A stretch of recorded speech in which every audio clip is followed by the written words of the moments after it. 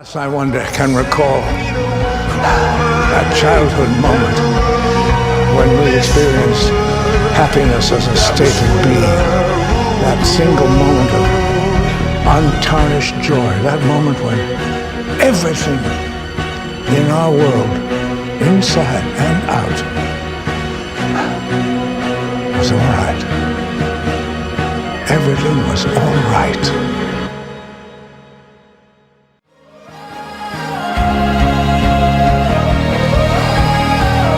Accept what is. Let go of what was.